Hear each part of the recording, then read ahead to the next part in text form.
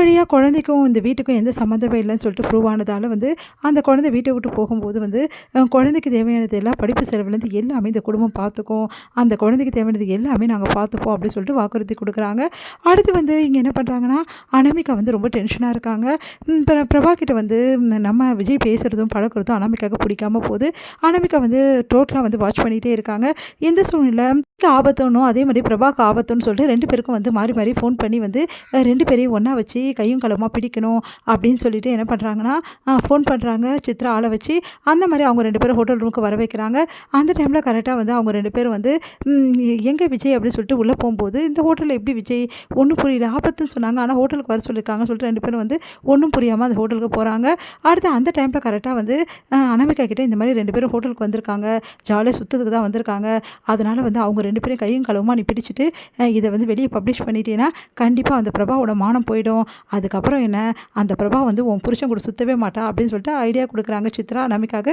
அனாமிகாவும் என்ன பண்ணுறாங்க, அவங்க 2 பேரையும் ஹோட்டல் ரூமில் உள்ளே போகும்போது கரெக்டாக கதவை சாத்திருங்கன்னு சொல்லிட்டு ஒரு ஆள் அமுச்சு விட்டுறாங்க. அதே மாதிரி அவங்களும் கதவை சாத்திடுறாங்க. கதவை தட்டி தட்டி பார்க்குறாங்க. கொஞ்ச நேரத்தில் கரெக்டாக ப்ரெஸ்ஸுக்கும் ஃபோன் பண்ணிடுறாங்க. ப்ரெஸ் வந்தோடனே கதவு ஓப்பன் ஆகிடுது. கதவு ஓப்பன் ஆனோன்னே ஒன்றும் புரியாமல் 2 பேர் நிற்கிறாங்க. அப்போ நீங்கள் 2 பேரும் இவ்வளோ இல்லீகலாக மீட் பண்ணுறீங்களா அப்படின்னு சொல்லிட்டு மோசமாக பேசுகிறாங்க ப்ரெஸ்காரங்க. எவ்வளோ சொல்லி கேட்க மாட்டேங்கிறாங்க. இதை பார்த்து அனாமிகா, பார்த்தீங்களா உங்கள் பிள்ளையோட லட்சணம் என்னன்னு சொல்லிட்டு எல்லாக்கிட்டையுமே கேட்குறாங்க. அவங்க அம்மா கிட்ட எல்லாக்கிட்டையுமே கேட்குறாங்க. அதை பார்த்துட்டு இதெல்லாம் நடந்துக்க வாய்ப்பே இல்லை அப்படின்னு சொல்லிட்டு எல்லாரும் சொல்லிட்டு இருக்காங்க. எனக்கு தெரியும் என் பிள்ளையை பற்றி அப்படின்றாங்க எல்லாருமே. அதுக்கு அடுத்து சூர்யாவும் மகாவும் இந்த விஷயத்தில் ஏதோ நடந்திருக்கு, தேவையில்லாமல் அவரை போய் தப்பாக பேசாதீங்க அப்படின்றாங்க. இல்லை நான் சும்மாவே விட மாட்டேன், இந்த பிரபாவையும் விஜயையும் நான் சும்மா விட மாட்டேன், இவங்க 2 பேருக்கு லிங்க் இருக்குது அப்படின்னு சொல்லிட்டு என்ன பண்ணுறாங்க, நான் இவர் மேலே போலீஸில் கம்ப்ளைண்ட் கொடுப்பேன்னு சொல்லிட்டு போலீஸில் கம்ப்ளைண்ட் கொடுத்துறாங்க. போலீஸும் என்ன பண்ணுறாங்க, விஜய் அரெஸ்ட் பண்ணுறாங்க. இதை பார்த்து சூர்யா செமையாக டென்ஷன் ஆயிடுறாரு. உடனே காயத்ரி இவ்வளோ நாள் சப்போர்ட் பண்ணி இந்த காயத்ரியும் செமையாக டென்ஷன் ஆயிடுறாங்க. எவ்வளோ தைரியமாக இருந்தால் இந்த வேலையை செய்வே, நீ புருஷன் மேலே கம்ப்ளைண்ட் கொடுத்துருக்கேன், நீ எல்லாம் ஒரு பொண்ணு அப்படின்னு கேட்குறாங்க. வேறு எப்போ பார்த்தாலும் நான் சொல் பேச்சு கேட்காம பிரபா கிட்டே பழகினதா, நான் அப்படி தான் பண்ணுவேன், நான் பொண்டாட்டி அவரோட பொண்டாட்டி, நீ எல்லாம் ஒரு பொண்டாட்டியா, புருஷனோட கௌரவத்தை குழி தோண்டி பதுக்கிறீங்க, நீ எல்லாம் ஒரு பொண்டாட்டியே கிடையாது, உன்ன மாதிரி ஆளுங்களெல்லாம் சும்மாவே விடக்கூடாது, எப்போ நீ என் மேலே போலீஸில் கம்ப்ளைண்ட் கொடுத்தியோ அப்போவே உனக்கும் எனக்கு சம்மந்தமே இல்லாமல் ஆயிடுச்சு, இதுக்கப்புறம் என் மூஞ்சிலே முடிக்காத, உன்னை பார்த்தாவே எனக்கு கோவமாக வருது அப்படின்னு சொல்லிட்டு, பரவாயில்ல என்னை அரெஸ்ட் பண்ணுங்கள், என் மேலே தப்பே கிடையாது, ஆனால் இருந்தாலும் பரவாயில்ல, இந்த மாதிரி ஒருத்தர் கல்யாணம் பண்ணிக்கிறது தண்டனை எனக்கு தேவை தான் அப்படின்னு சொல்லிட்டு விஜய் அரெஸ்ட் ஆகிறாரு.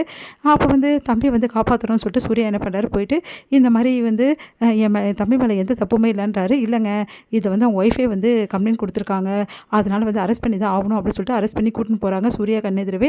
சூர்யாவால் தாங்கிக்கவே முடியல, என்ன பண்ண தெரியாமல் தவிக்கிறாரு. மகாவும் தவிக்கிறாங்க. எப்படியாவது என் தம்பி நல்லவன் சொல்கிறேன், நிரூபித்து கண்டிப்பாக கூட்டின்னு வருவேன் அப்படின்னு சொல்லிட்டு சூர்யாவும் கிளம்புறாரு. மகாவும் கண்டிப்பாக நிரூபிப்பேன் அப்படின்றாங்க. இதை பார்த்து அனாமிகா அப்படியே தைரியமாக நிற்கிறாங்க. அதை பார்த்துட்டு அனாமிகாவை காயத்ரி செமையாக திட்டுறாங்க.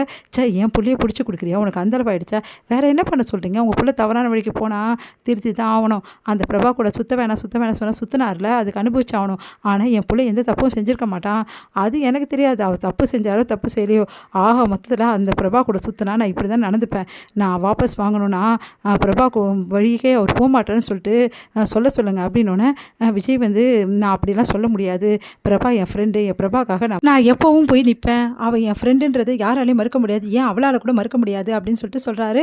அதை கேட்டு செமையாக டென்ஷன், அப்போது அவர் அங்கேயே கம்பி எண்ணின்னு இருக்கட்டும் அப்படின்னு சொல்லிட்டு சொல்கிறாரு.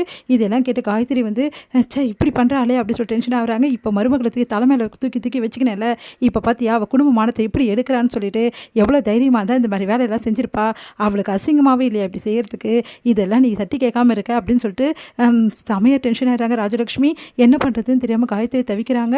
உடனே இந்த கேஸ்லேருந்து எப்படியாவது விஜய் வெளியே எடுத்துகிட்டு வரணும், அவர் எந்த தப்புமே செய்யலை அப்படின்னு சொல்லிட்டு நிரூபிக்கணும் அப்படின்னு சொல்லிட்டு யோசிக்கிறாங்க. நம்ம மகாவும் சூர்யாவும் சேர்ந்து இதை எப்படியாவது விஜய் மேலே தப்பு இல்லைன்னு சொல்லிட்டு நிரூபிக்கணும் அப்படின்னு சொல்லிட்டு என்ன பண்ணுறாங்க, அங்கே இருக்க சிசிடிவி ஃபுட்டேஜ் இது அதுன்னு பார்க்கணும் அப்படின்னு சொல்லிட்டு அங்கே போகிறாங்க.